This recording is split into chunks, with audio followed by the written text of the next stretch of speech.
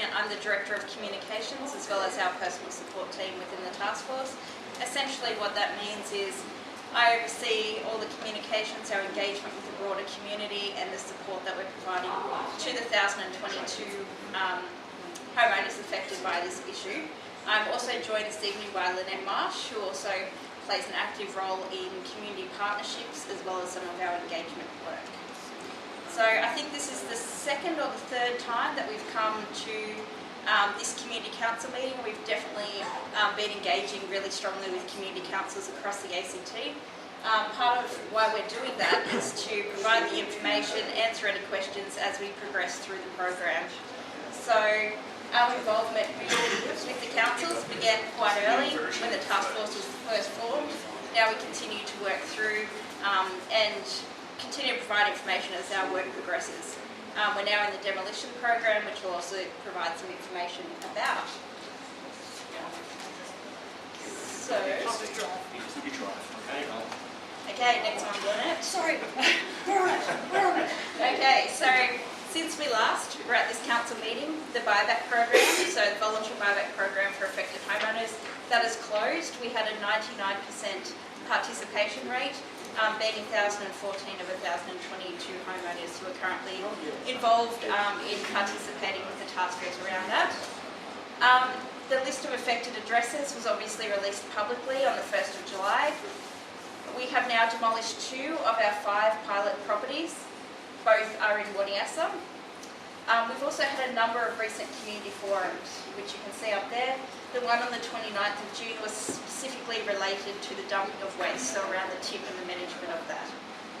Sorry about the email, I've just realised I put 2105. And community council meetings, so we attended 3 in May, 3 in July. As I mentioned, that's an active part of our community engagement around this.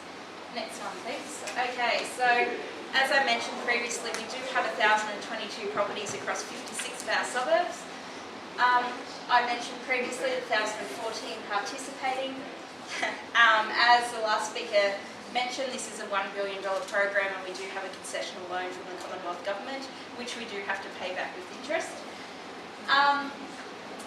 The amount of offers made to date now tops 617 million, so that's the amount of funding that we've offered to purchase properties for.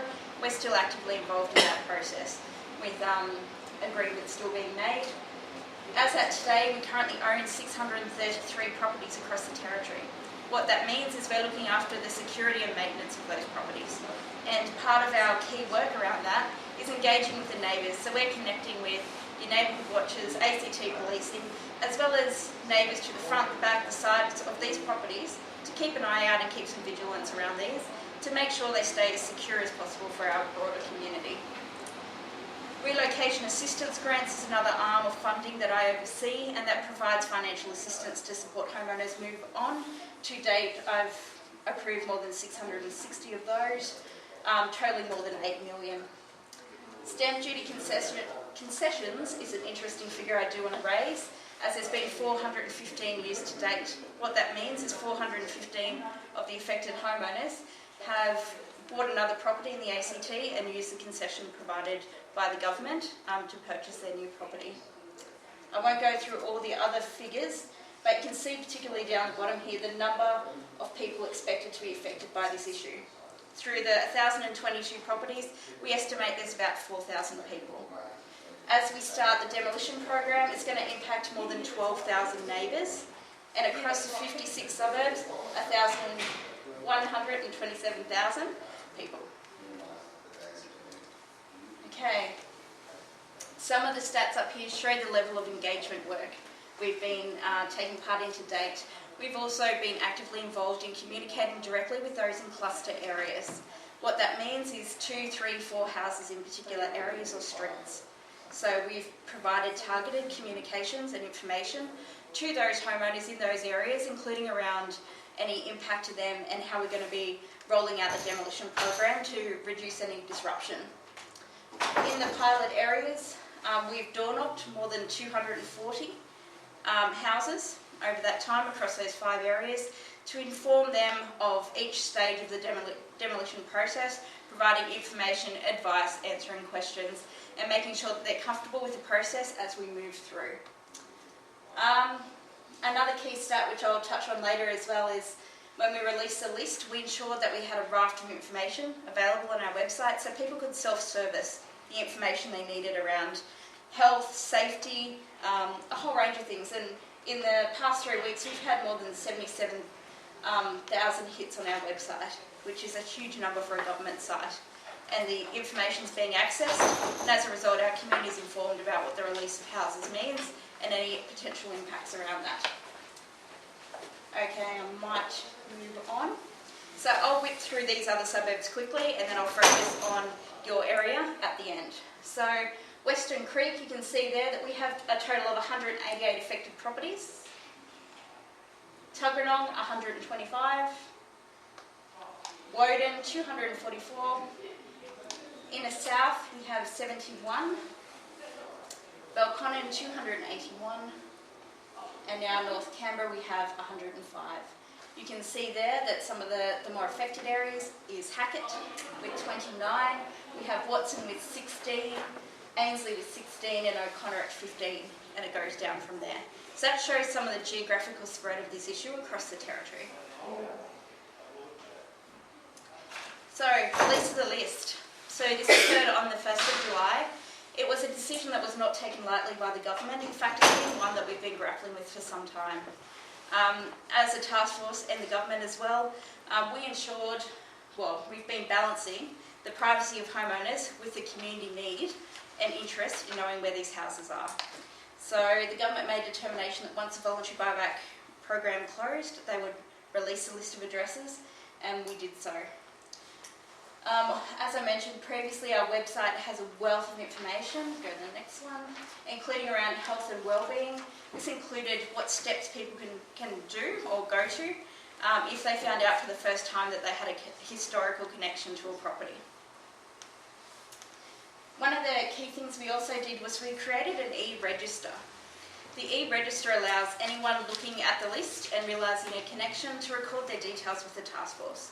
They can record as a former owner, a tradesperson, a visitor, even, and let us know that they've got a connection. Part of the purpose in doing that is for us to have an understanding for the first time the number of people who've been through these properties and in what capacity. So the task force, looking at the ABS data, anticipated would have about 30,000 people with a connection.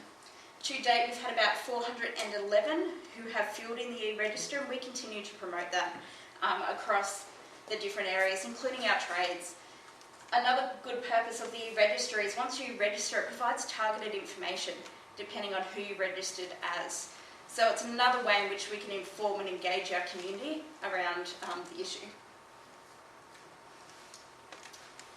Now I'm going to hand over to my colleague Lynette, who will talk a little bit about our pilot demolition program, which is really the next phase of our work and the area that we're most actively involved in at the moment. Do you want me to probably take over? Yeah, go ahead. Thanks for your time this evening.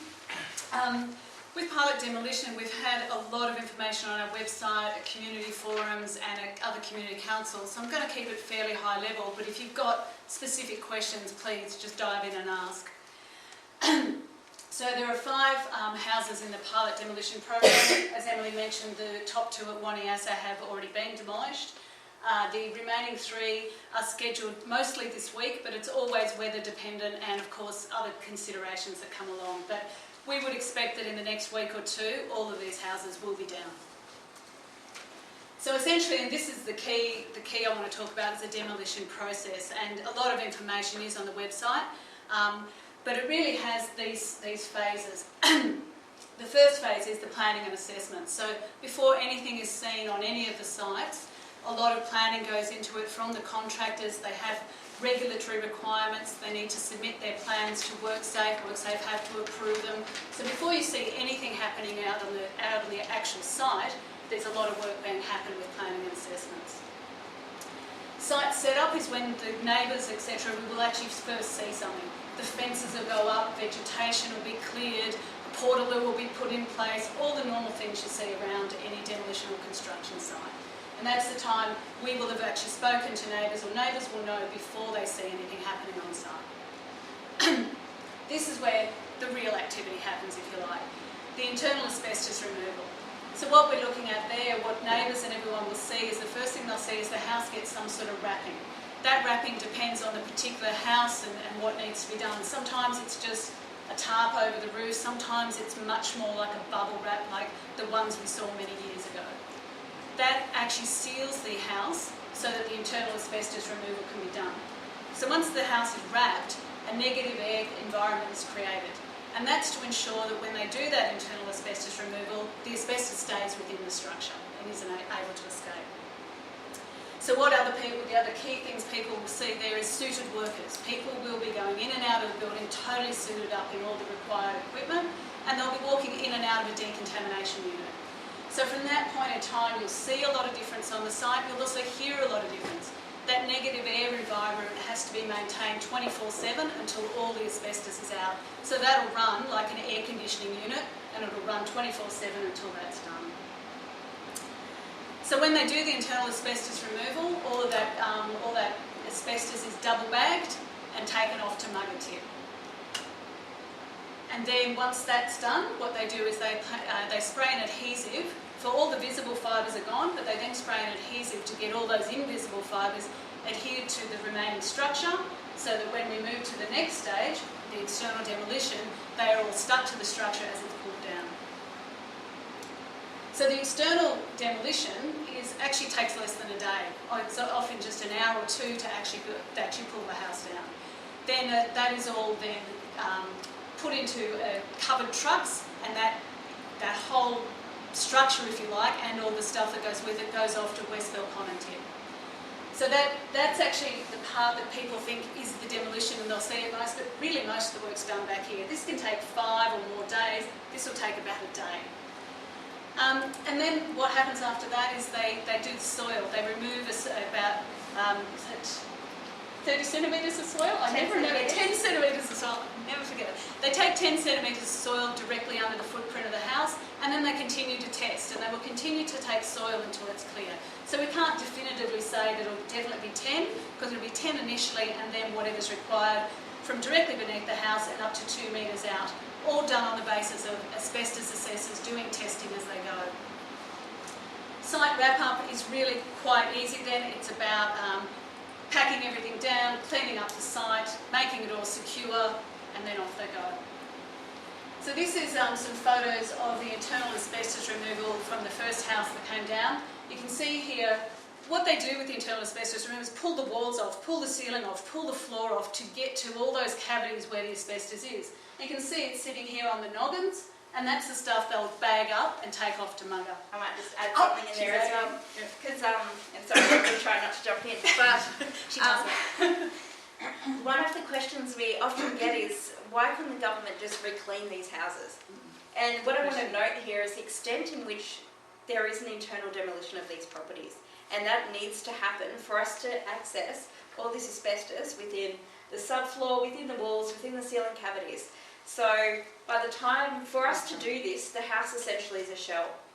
So it makes more sense to ensure we can also remediate soil around it for us to demolish these properties. But often people thought, why couldn't we have another cleaning program? But this really demonstrates why we had to go down the path in which we did. This is a great photo of it, because to get to the actual asbestos, you can see every wall's been taken out. There's nothing much left. The structure that remains actually creates that negative air environment. That's the beauty of leaving the structure there. But you take it all from the inside and then take it from the outside. And that's the asbestos left in the building that's already been cleaned. Yes, so this one was a remediated one, and it was cleaned back in the original program, but you can see how it's come down from the ceilings into those walls, and it's just sitting there on the noggins. Quite a lot of it. So when it comes to the actual demolition, just standard equipment and the house comes down. It's quite straightforward, really. What's the cost of that process, roughly, per house? That varies, Yeah. So at the moment we haven't publicly released the figure for the actual cost per demolition. We're only up to the second one. The tender process in which we use, we are working to get the best value for the territory and the taxpayer through this process. It's a competitive tender process, so until some of this more broader tender process is underway, we're not releasing the costs to make sure as an industry, we continue to get the best value for what we're doing. So yes, the government will publicly release the values, but it's just a little bit early at this time. Yeah, it doesn't matter because I deal with the ACT government, Yeah.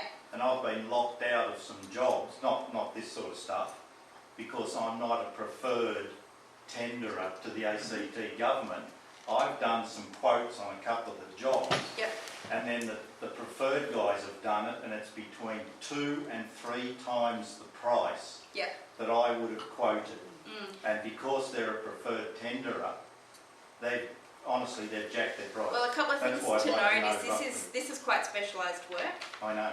There are a number of people who do it. However, we're also looking to target interstate as well, to bring some of that expertise into the territory, particularly as we anticipate demolishing 860 properties will be 3 solid years of work.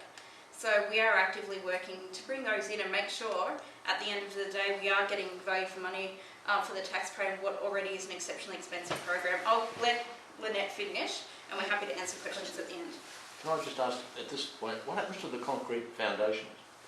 They're gone as well. Yeah. So everything is gone and the soil underneath it all has to You go. pull the foundations up. Yes, it all goes. And then what happens when it gets to the tip? What do you actually do So, with the asbestos? The Westbell Common tip, where the structure goes, which is different from where the internal asbestos goes. So Westbell Common tip have an asbestos pit. It's always been there. That's the place where asbestos contaminated material has always gone.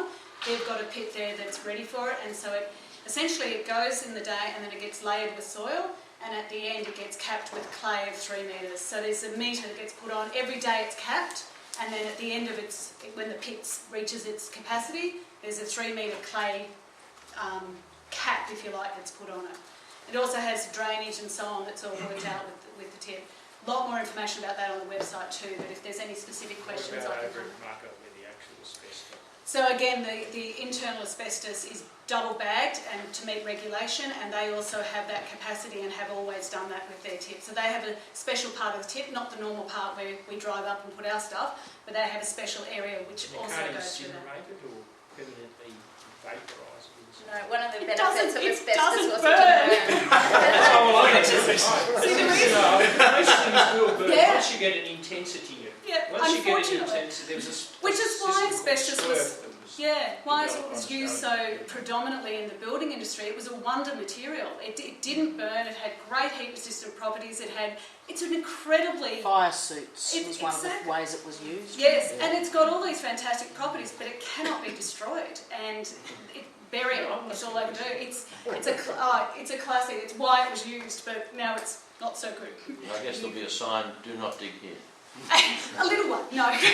There'll be a lot of regulation around that. Again, WorkSafe ACT is responsible to make sure that's all done according to the regulation. So that's site stuff for eternity then. Yeah, Yeah. that's right. And it's about making sure that all that place is in place. Which again, WorkSafe has worked with No Waste incredibly to make sure that it is all going to meet all that regulation and monitored for. They have air monitoring at the tip. All that stuff is actually covered. Wanted to touch on the engagement. During the pilot demolition, one of the important things we wanted to do was make sure the neighbours understood what they were seeing and hearing. Obviously, it's a little bit worrying, these first ones, for the people, so we have door-knocked the neighbours of the 5 pilots. We will with the others, but the ones that are already down, we've door-knocked 4 times. So we got there before they saw any fences or anything happening on site and explained what was going to happen. We got there before the asbestos, internal asbestos removal, so when they saw people in suits and so on, they knew what it was about. We got there before the demolition day again to explain what was going to happen. Some people didn't want to be around, some people wanted to watch it, brought the kids out on a cold morning. I would tell one quick story about this. Was a freezing cold morning. And we have to have water spray to dampen it down, not because of the asbestos, but because of dust suppression for any demolition. And one of the risks that wasn't really considered beforehand on that day, it was so cold they thought it was going to turn into a snow gun. They were actually, it was spraying and it was so freezing that it was, but everybody, yes, okay, the ski fields would have hired it from us. But we learned from that. And then we knock again at the end to say, what information did you get? What information was useful? What other things did you want to know? And it's from this intensive engagement that we can create the right materials and the right level of engagement for the next 1,000 that are going to be done. We're not going to be door knocking 4 times on all the next 1,000, but this was about learning what the neighbours saw and heard that worried them, that we need to make sure the community is informed about. Yeah, one of the other things to note as well is, so as well as the Taskforce engagement, the contractors actually also do their own engagement. Yeah. So through their requirements, they're also door knocking, talking to neighbours about things that are going to impact them as well. So movement of their trucks to ensure that it's as smooth and least disruption for neighbours. So as well as the Taskforce, contractors are very active within the community as well. And really certainly through the pilot, the neighbours explained that the contractors were great at explaining what they were doing as well. So really, yeah, as I said, by the end of July, the rest of the pilot's done. We're then looking at encapsulating all that information and feedback we've got, consulting with the industry and making sure that when we roll out the rest of the demolition program, we're getting this right. And basically, yeah, the 860 houses will be scheduled over the next 3 years. As we said, it's been said, it's up to 2020 that some people can surrender. That will go on, but we're expecting to get the bulk of them done in the next 3 years. So before we throw open to Mr Fluffy questions, I understand there was also interest within the council about bonded asbestos, particularly within housing properties. So I'll just outline a little bit about that. Yeah, so not loose fill.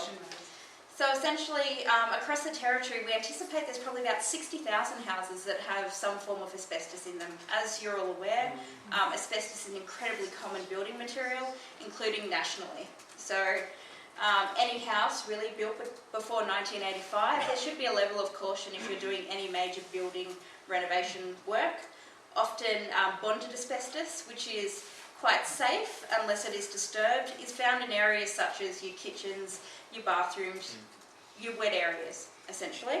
Yeah, on eaves. It can essentially also be in some ceilings of some properties. So really, if you do have an older property, it is a very good idea to get a thorough asbestos assessment before you undertake any major renovation works. In terms of dealing with bonded asbestos, it is also tightly regulated within the territory, and that comes under the Dangerous Substances Act, the Building Act, the Work Health and Safety Act. So tradies working with that material do have to follow some strict guidelines around handling it, around disposal of, and a whole range of different things. So essentially that's it around bonded. Happy to also answer any questions on that, but primarily the Taskforce's focus is on loose fill. If anyone does have any particular questions around bonded, the WorkSafe ACT website is a terrific resource. Can I just, with the bonded one, so there's so many houses, is there charges and fees for the tradies to dispose of it at the tips? Yes, there would be. Shouldn't it be a free service? So to make sure that all that material does get put in the tip, rather than be like a lot of people do, at their own houses, they chuck it down the road, up the street, blah, blah, blah. Look, the government closely monitors any illegal dumping. I understand the dumping of loose fill, bonded asbestos isn't a real issue within the territory.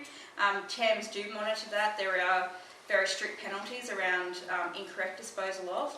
I understand there is a cost to dispose of bonded asbestos, and there's also arrangements in terms of it being double wrapped and the like. In terms of any fees, that's not our area to discuss, but yes, I do understand that there's a cost to it.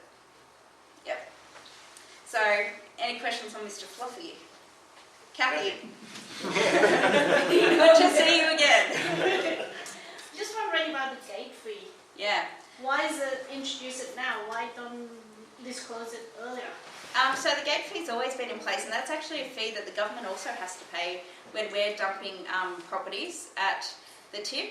The thing to bear in mind for those that don't have the context, there are a small number of homeowners who are looking to demolish houses privately themselves. Either they're in a binding demolition contract prior to the buyback program, therefore provide a level of assistance. That's a very small number of homeowners. Or they're looking to go alone and not receive government assistance but demolish their houses privately. So there is a cost to open the tip. It's essentially the fee for having workers there. As I mentioned, that's something that Taskforce also has to fund. What we have waived for those that are demolishing privately is the cost of actually dumping it. and that's about $150 a tonne. When you consider the weight of a house, to dump a house, you're looking at $30,000-$40,000, and the Territory has waived that for Mr. Fluffy owners going alone. The gate fee in comparison, I understand, is a couple of thousand. So when you can compare... What is a gate fee? What is a gate? Exactly. So it's to allow the tip to be open. It's paying workers' wages to be there. The assessors, the air monitoring. As I mentioned, that's a fee we also pay every time we need to go and dump something as well. It's an administrative fee. It is. So do you know exactly how much it costs? Yeah, it's, again, I'm not the best person to talk about this. It's more a TAMS area, but I understand it's a couple of $1,000s. Are they going to publish those prices? Yeah, we're talking to homeowners who are directly impacted around the circumstances around that. So those homeowners that are privately demolishing have been in contact with us. We know them all intimately, and they're aware of details such as that. So by saying that you're not going to publish those prices, not publicly available? Those We can prices. ask TAMS, which is the area who run the tip, if they would like to publish those details. But as I mentioned, we are waiving a cost of tens of thousands of dollars for every homeowner demolishing privately. The other one is the demo and clearing price. When are you going to publish those?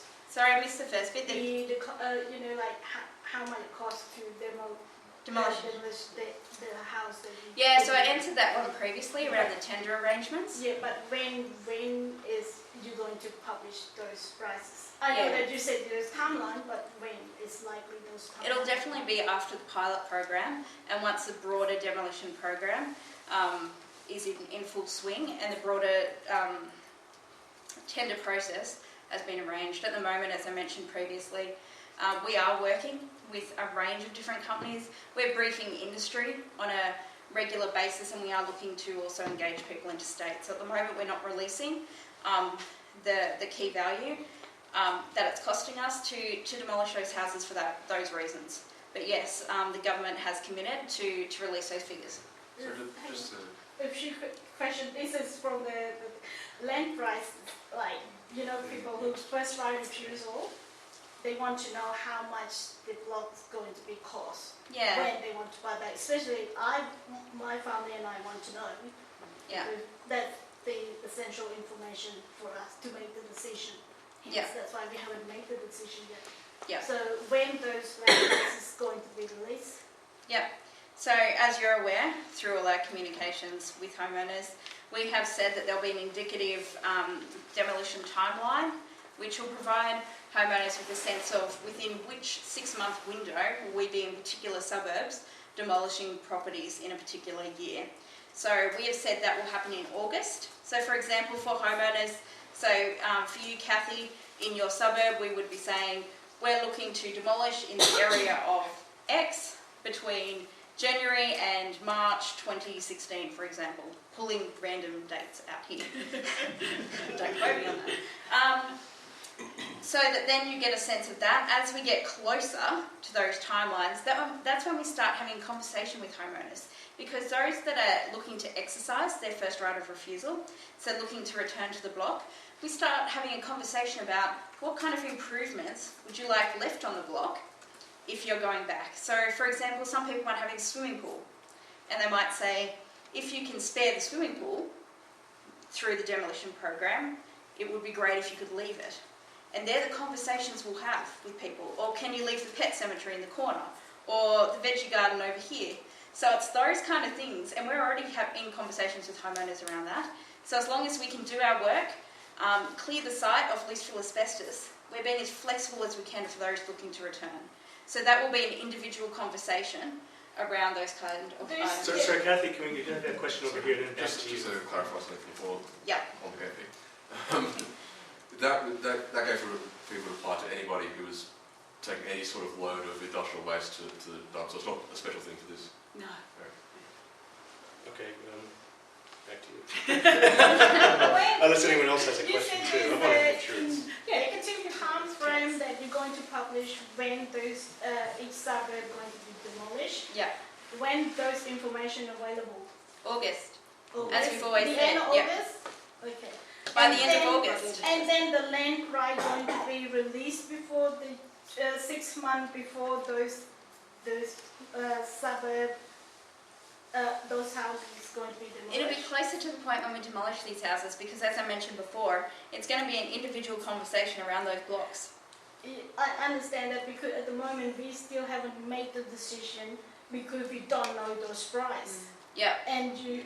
Yeah, no, and I'm aware of your pressuring circumstances, you question. and we've discussed some strategies before in which, we could potentially work to get some of that information. But for those who may not be aware of the situation, we cannot foreshadow the value of land in 2, 3, 4 years' time, particularly when you look at the complexity of what we're doing. We're looking to resell blocks in established areas, which isn't a common occurrence. So this is the kind of work that does need to happen closer to the time of resale. So we'll be working closely with the Land Development Agency around how to value those blocks. We're talking to homeowners around that. The other things for those who aren't homeowners here who may want to know is there is a stamp duty concession that owners can use to assist them repurchase their blocks as well. So we did see the figure before, there was over 400 that had used concessions on new properties, but they can also use concessions and put it towards the repurchase of the block as well. So today you demolish the block and taken their block and paid and given them a figure, they're not going to know their figure for possibly 2 or 3 years. No. Shouldn't it be that same day you took their block and said, we're giving you 100,000, when you want to buy it back, we'll give it to you for 100, because in 3 years' time that block could be 3 times the price and they can't afford it. Or it could be That's, Okay, sorry, okay, Not in very Canberra, quickly, but we got a yes. question here and we also have a question over here, so I just want to make sure everyone gets a chance. Emily, I noticed in quite a number of the suburbs, I You can recognise that it's talk possibly to having them. heritage issues. Yes. Who's the best person to raise the issue of rebuild in heritage areas where you've got a really significant investment Yes. in streetscape and certain values that are really absolutely integral to those particular suburbs? Yes, I can give you the contact details. That'd be good. But I can also talk a little bit about it as well if you like. So essentially we have 26 properties that are in heritage areas that are affected. We're aware of those properties. One of the things to note is any proposed changes to the territory plan variation won't affect those areas. So they won't be subject to any potential changes down the track. We have also worked very closely with Heritage ACT around making sure that when people rebuild in those areas, that it's sympathetic to the surrounding environment. Who's going to determine the sympathy? Yeah, so like any rebuilding within heritage areas, it does have to go through the Heritage Council. Yes. We currently have a couple of homeowners who are in the process of demolishing and rebuilding in those areas, and they're working incredibly closely with the Planning Authority as well as Heritage ACT around the approval of their plans, Right. and some have been knocked back Good. to date. Good. And they continue those conversations and negotiations. Right. So- So basically you're saying that the process is Yeah. most likely for those people who decided to stay in their properties, that they'll negotiate that through the Heritage Council Yeah. and TAMS or And the EBA Planning Authority. So and the Planning Authority. that's correct. And that's going to be how are neighbours connected in with that? Sure, so it'd be through the normal process, the normal development application process. Yeah, so but that usually is just the people on either side of the Yeah. property, not the streetscape. Yep. So Whereas it would this be, is the streetscape Yeah. definition. so we haven't changed any rules. So it would be whatever the existing arrangements are for rebuilding in heritage areas, that would be the same for these properties as well. I understand it can even be stricter than within other residential areas. So I've definitely got a contact name and number, which I can give you after, of a fantastic contact in Heritage ACT. Much who could answer appreciated, any Emily, questions. thank you. Okay, so Ms. King. Hi, I'll just try to be quick. I gather there were 415 stamp duty concessions. Yes. That leaves 607 that are still in the system. Yes. Anecdotally, I know that people are holding back because the boost in auction prices has been substantial. Yep. And they're waiting and hoping that prices will come down again as things sort of wash through. Is anybody at the University of Canberra or the ANU actually tracking the impact on housing prices overall? Because clearly this impacts on housing affordability over the period of the next 3 to 4 years. Yep. And we know for a fact that the way the housing market works, if house prices have changed, it also affects other sectors of the housing market. It also affects rates. Yeah, so I'll answer it in a couple of ways. And I'd also point out the 415 stamp duties apply to the 633 surrendered properties. So it's 415 out of the 633 because of course the others don't get to use it until they surrender their property. So even if they bought a new property, they would have had to pay the stamp duty, but they can't get the concession until they surrender. Yeah. So yes, property prices are tracked through the Treasury Directorate as well as through the other agencies that you mentioned. So yes, that's actively being explored. Interestingly, the evidence and the data to date isn't really showing any particular pressure around the Mr Fluffy program on the property market. Anecdotally, we're aware of some suburbs which are already tightly held that are having pressure, but most agencies have said you actually see bigger movement and impact if something happens in the federal government. So the Mr Fluffy program is actually not driving as much change as an announcement to cut federal public servants. That's when you actually see more movement taking place. In terms of the stamp duty concessions, as I mentioned before, one arm of my work is supporting homeowners, so I'm constantly in conversations with those. And there's a whole range of reasons why some may not have exercised their stamp duty concession to date. For example, some have decided maybe to purchase a unit in the interim, and they can actually hold on to their stamp duty concession for years to come. So they might say, yep, I don't really want to use my concession at the moment, I might hold on to it until I find the right property in a couple of years. So we'll buy a unit, live there for a couple of years, and then roll out the concession, which may be worth more on a house down the track. Many others are looking to downsize. We've had a few move interstate, and others are, as you mentioned, waiting for the right property to come along. They lose their concession, presumably. Yeah, but they still receive relocation support. So that tends to be $10,000 plus an extra $2 per dependent child. So they do receive those funds to support them relocate. How long will be the turnaround on reselling the block after you've knocked the house down? Quickly. So as we mentioned before, there is pressure on the territory to be paying down the loan to the Commonwealth, so we definitely won't be holding on to blocks. We're looking to do it quickly, safely, efficiently. Quickly equals what? Weeks? As soon as we knock it down, we'll probably be in a parallel process. So if owners have a first right, that's going to happen seamlessly. If we're putting it then onto the market, those kind of arrangements will be happening in parallel with the demolition. So once a block's clear, it's ready to be marketed. Okay, we've got a question. Just a quick question. What interest rate are we having to pay to the federal government on this billion? Yeah, don't know off the top of my head, but we are paying interest. Yeah. It is a concessional loan. I would have to look that up, but there is an agreement in place. There was some media commentary when it was first announced, but I'd hate to guess and get it incorrect. Sorry, do you have a question? Yeah. How confident are you that you have identified all the Mr Fluffy houses? Because I've noticed there are a couple of houses quite close to me, and I've got loose film asbestos in my roof.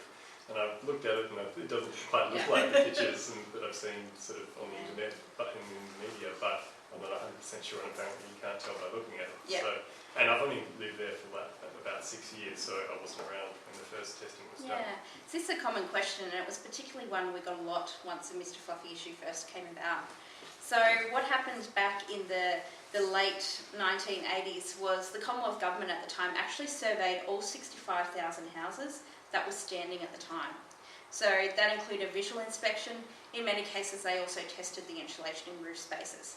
That's how we got the list of houses that we have today.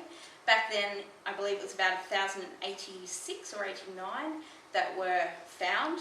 Since that time, some have been privately demolished, a few burnt down in bushfires, and that's how we get the 1,022 today. Since that time, we've only found 6 missed houses. So that shows the extent of how thorough the initial survey was. What we're saying to people who may have concerns or have any questions, they can always get an asbestos assessment of their property to determine the loose fill, whether or not it's got loose fill asbestos insulation. Mr Fluffy did stop operating in 1978, so any houses built after that time, highly unlikely. So I just wanted to follow up on the heritage. Oh, I'll get you next. heritage question, and I think your question was talking about people who were staying in their house, right? No. Or, because I was wondering what happens to people who decide, okay, I'm moving somewhere else. Yeah. They have a heritage place, and so what happens there if someone new comes in? They may not have quite the same connection, and maybe they will be willing to push the envelope, so to speak. So you mean another owner looking to rebuy the house once it's knocked down, so the block? Yeah. Yeah. This is in a heritage area. Yeah, so the same planning restrictions would apply. So it would be the same stringent guidelines as if the owner exercising first right is rebuilding. So that wouldn't change. Just a sort of side issue in a way, you must be stretching the demolition business. I mean, we've got significant supply side effects with this. there are signs all up around the ABC flats. You know, there's hundreds of apartments to be demolished there. All the way up Northbourne Avenue has to be demolished. I mean, are you finding it difficult to actually stage this in the industry? So a couple of things. So in terms of the ABC, it would be quite a different market who would be looking to do those kind of buildings, as they're not affected by loose fill asbestos. So in terms of us, I guess, taking all the business from asbestos assessors and removalists, that's definitely, we're keeping them busy, but it's not really impacting on much of the other demolition work across the territory. As I mentioned, we have been actively involved in talking to interstate companies as well as local industries. So since the task force was created, we have a community and expert reference group, which has members of the MBA, the HIA, the relevant unions, and we've been in discussions really early, telling industry this is coming, this is what it's going to look like.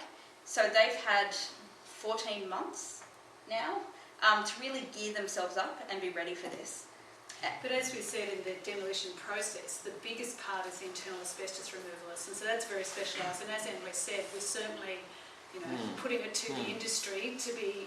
We're going to suck a lot of resource into removalists and asbestos assessors. They've got a big job ahead of them over the coming years. Yeah. The demolition, as you say, there's demolition without the asbestos is one, demolition with the other. You don't want a rerun of the supply side impacts of the pink backs exercise, do you? Sorry. We have very strict governance arrangements as well as a whole range of safeguards to ensure that what we do is safe. Yeah, but it's not safe, it's supply side, it's the economics on it. Yeah. Emily, the pink bats did flash into my head. I guess I'd like to know a bit more about the safety and the training that goes into, you've used the word asbestos assessors a couple of times. Are they scientifically trained? Everything's kosher, which is a very unscientific term. Yeah. So to become an asbestos assessor or asbestos removalist, we only use those at Class A. So that's the highest level within the particular industry that you can use. It is a university trained qualification to be an assessor. Many are also occupational hygienists and they have that background as well. Particularly the main firms in the ACT, they've been doing this level of work for some time. So they are highly experienced. Many of them themselves, I'm thinking of the largest companies at the moment, are also registered training organisations themselves. So as well as doing the work, they're training the next generation coming through as well. For example, one of the firms is also doing the mandatory asbestos awareness training, and we've had tens of thousands of tradespeople go through that program. It's probably worth mentioning, they are all licensed, and so if they are in any breaches, they will lose their licence. And WorkSafe, I think it's quite public, WorkSafe have taken licences off people. They are watching the asbestos assessors and removalists vigilantly, and they have no qualms about removing licences. They'll do it. Just a quick question. Given that you've said that there's roughly 65,000 other homes of a similar era, and that you've asked industry to gear up to address the particular business requirements that are relating to the work of the Asbestos Taskforce, has sufficient industry capacity been left to be able to be available to deal with the bonded asbestos requirements of normal renovations and normal projects around the territory at an average level? Yeah, definitely. So there's many, and a great resource if you are interested in this, as I mentioned, is the WorkSafe website. There's also asbestos.act.gov.au, which is WorkSafe's asbestos site, which is about bonded asbestos. Many tradies, if they meet a particular requirement, can remove bonded asbestos up to a certain square meterage. So it's not just assessors and removalists that can move bonded. It's a different class of removalists, so the bonded asbestos is a lower class requirement than obviously a loose fill or a friable asbestos. So the different class of removalists, obviously with our work, you have to be the top class because of the nature of it. But bonded asbestos can be removed by most tradesmen have that basic class. That training. You can take up to 10 It's square 10 square metres. metres, exactly. So up to 10 square metres, most of the tradesmen can do that. If it's beyond that, they need a higher level, and of course if it's loose fill. Having said that, even if they're removing up to 10 square metres, they do have to have asbestos plans in place, which provides guidelines in how they're going to remove it, what monitoring they're taking place, and how they're going to dispose of it. So those arrangements are in place, even if they are removing that amount of bonded. Sorry, earlier I may have misheard. Are you saying you're coming up with an actual schedule for each address? Would we know when it was going to be? Yes, so that minute level of detail will be provided to homeowners. We don't envision at this point in time releasing all the address information publicly. What we will release publicly is when we'll be in particular suburbs. Okay, I mean, for example, I have someone, I'm not like 2 doors down, but ironically, when you're around a corner, line direct, I'm within like less than 100 meters, you see, so, but it sounds like from what you're saying, I wouldn't know, I would never. What you'll know is, for example, say you live in Ainsley, you'll know that we're going to Ainsley between January and March 2016. And before January 2016, you will have got information in your neighbourhood. So we'll be doing community council stuff as we go into suburbs, we're doing community meetings. You will definitely know, you won't wake up one morning and suddenly find a fence around the house next to you. Unless you've been away on holidays. So one of our engagements in Waniassa, I knocked on a door, it was our 3rd door knock, and he said he'd been overseas and he didn't know anything about it, so I had to start right from the beginning and bring him up to speed. So if you go away for a long time, you might know, but otherwise... Don't go away, they'll pick Don't go away, I know I'll come back. Just getting back to the heritage issue, which I seem to keep harping on. It's not going to be enough to just go to the community councils, I'm afraid, because it's the residents' associations that really need to be contacted there. So Yes, and I know Reed Residents, which I'm also a member of, is quite concerned about it and getting very hot under the collar. So one of the conversations I was having recently with another community council was about their residents' associations, and particularly as the demolition schedule will talk about individual suburbs, and that's the time where we'll go to the next level down. Right. We've done public forums en masse, 70, 80, 100 people. Community councils, 20, 30 people. We're in this suburb, go to that. Right, so it's about, we started big, we're going to get smaller and smaller as we get closer and closer to those individual conversations. That's the plan. Raise another suggestion for you too, because I've got a demolition about to occur about 15 metres from my bedroom. It's not a fluffy one, but there seems to be a lack of understanding that body corporates have to be advised. But certainly we know of the ones that we have units, This DA, I mean, the notices went up and they did a letterbox drop, but there was no correspondence with the body corporates at all. The owners corp, that's interesting. Certainly, in our dealings with the units, because we do have units that are affected, and they are being surrendered to us. And where the ones that have been surrendered to us, we make contact with the owners corp. We can't do it until we take possession of it, obviously. Once the government is the owner of it, we have direct contact. And we've been to an AGM for one of the owners corps, and we'll continue to do that. Well, I've spoken to planning and environment about it, and they even claim that they are not the people who put the information out. They told me to ring Access Canberra, who had no idea at all. I mean, when I rang them, they said, "But we're just a, telephone answering organisation." And I've been through this in the last couple of days, trying to find out why the body corporates were never contacted. And planning and environment don't seem to know about body corporates. They're certainly on our list, as I said. We've been to one AGM already, and when we take possession of the other units, we will be in contact Well, the demolition of the ABC flats is taking no account of body corporates in the area. Look, we can pass it on to the other government agency involved, but who will you pass it on to? Because I'd love to know who if you can find anyone that's It would have to responsible. be within Access Canberra, within their regulation arm. I understand that having an oversight of those particular properties. I do have a contact in mind who is overseeing the communications. In fact, I've been in contact with her previously, so I'm happy afterwards to give you a name and number if you like. It was people just saying it's someone else, you know. Yeah. And I'm happy to follow up even though it's not us, but definitely, one of the things that we do in terms of our engagement is we actually look at an aerial map and we look at the geographical area. For example, we look at, is there a school in the area? How are we going to engage to make sure people are aware? How are we going to manage our traffic so we can avoid school hours or do it in school holidays if possible? Look, there is a group of units here. Who are we going to target? How are we going to work with them? So we actually lay it out and look at it holistically and then work backwards from there in terms of which the areas. directorate are you in? We're within the Asbestos Taskforce, which is an arm of the Chief Minister and Treasury Directorate. So quite separate to the agency that's doing the other demolition program. Yeah. Specialised task force. Yes. Any other questions? No, Kathy? I don't get the answer anyway. So. That's the community, the Mr. Coffee community that we are in. We want to know how much our block's going to be. The price on a block when we buy it. Look, Kathy, as I mentioned before, look, we're aware of the homeowners' constraints. We're aware that this is a piece of information, but as you guys are aware as well, this is a piece of information that we can't provide right now. Yeah, as much as we could have a crystal ball and anticipate the value of forcing land. us to sign on the dotted line to you for September, the extension of the offer.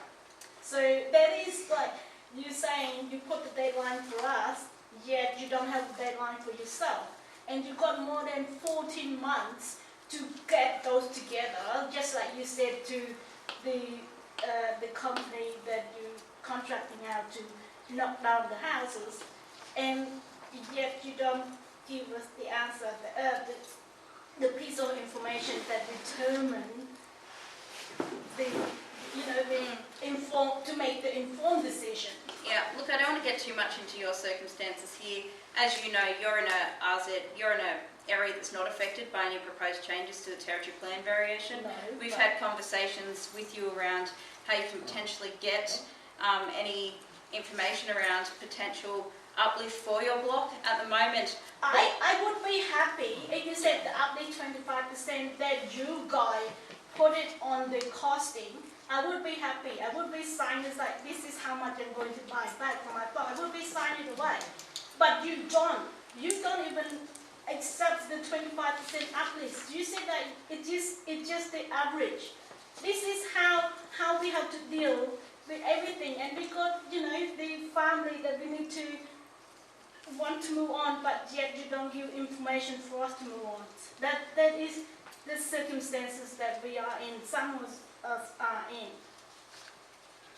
yeah. So, couldn't you just come up with a best estimate and therefore, it might be higher, it might be lower, but then it takes Part of away it the is risk. that would be incredibly irresponsible for the Canberra community.